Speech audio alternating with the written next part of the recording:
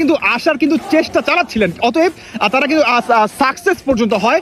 আপনারা দেখতেই পাচ্ছেন এখানে কিন্তু নৌকা নৌকা স্লোগান দিচ্ছে, উল্টো দিকে জয় বাংলা জয় বঙ্গবন্ধু কিন্তু স্লোগান কিন্তু তারা কিন্তু দিয়ে যাচ্ছে। উল্টো দিকে আপনার এই সমাবেশকে ঘিরে বর্তমান অন্তর্বর্তীকালের সরকারকে একটাই মেসেজ আমি বারবার বলতেছি, সেটি হচ্ছে শেখ হাসিনা কিংবা আওয়ামী লীগকে পারলে নিষিদ্ধ করে দেখান। উল্টো দিকে আওয়ামী লীগের যে কার্যক্রম কিংবা যে ঢাকা শহরে কিংবা রাজপথে যদি কোনো নেতা কর্মী কিংবা কোনো কর্মীদের যদি ঢাকা শহরের রাজপথে দেখা যায়, তাদেরকে কিন্তু গ্রেফতার করার পর্যন্ত আদেশ রয়েছে। উল্টো দিকে এখানে কিন্তু ভিন্ন চিত্র, সেখানে আপনার প্রায় কোটি মানুষ, প্রায় 2 কোটি মানুষের কিন্তু একটি সমাবেশ দর্শক বন্ধু আপনারা দেখতে পাচ্ছেন। এখানে পুলিশ বাহিনী, র্যাব বাহিনী, সব বাহিনী কিন্তু চারোপাশে কিন্তু বর্তমান ঘেরাও করে আছে, কিন্তু কেউ কিন্তু এই বিক্ষোভ মিছিলকে কিন্তু বাধা সৃষ্টি করতেছে না।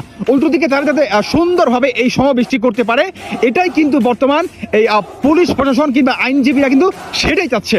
উল্টো দিকে বাংলাদেশে আপনারা জানেন যে সেনা প্রধানকে নিয়ে বর্তমান বা রাষ্ট্রপতি শাহাবুদ্দিন চুপ্পুকে ঘিরেও কিন্তু বর্তমান এই অন্তর্বর্তীকালে সরকার বড় একটি পায়তারা কিন্তু চালাচ্ছে। রাষ্ট্রপতির পদত্যাগ, তারপরে সেনা প্রধান মিস্টার ওয়াকারের কিন্তু পদত্যাগ এই অন্তর্বর্তীকালের সরকার কিন্তু চালাচ্ছে।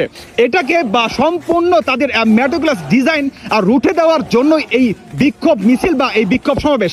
তারা এই সমাবেশের উদ্দেশ্যে একটা বার্তা দিতে চায় যে আমাদেরকে রাজপথে শান্তিপূর্ণভাবে সমাবেশ করার দেন, যদি আপনারা আমাদেরকে করেন তাহলে আমরা কিন্তু আর পিছনে ফিরে তাকাবো না, তখন আমাদের মরা বাঁচার কিন্তু একটা বিষয় কিন্তু চলে আসবে। অতএব আওয়ামী লীগ কিন্তু এখানে সুষ্ঠুভাবে শুধু সমাবেশই পালন করতেছে না, উল্টো দিকে অন্তর্বর্তীকালে সরকার কিন্তু হংকার পর্যন্ত দিয়ে যাচ্ছে।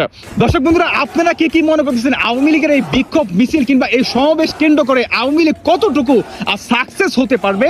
এই বিষয়ে আপনাদের অবশ্যই ব্যক্তিগত মতামত কিন্তু জানিয়ে যাবেন। উল্টো দিকে বাংলাদেশে আজকের এই দিনে শুক্রবার আওয়ামী লীগের বড় একটি সমাবেশ হয়ে গেল, অন্তর্বর্তীকালে সরকার ব্যর্থ হয়ে গেল।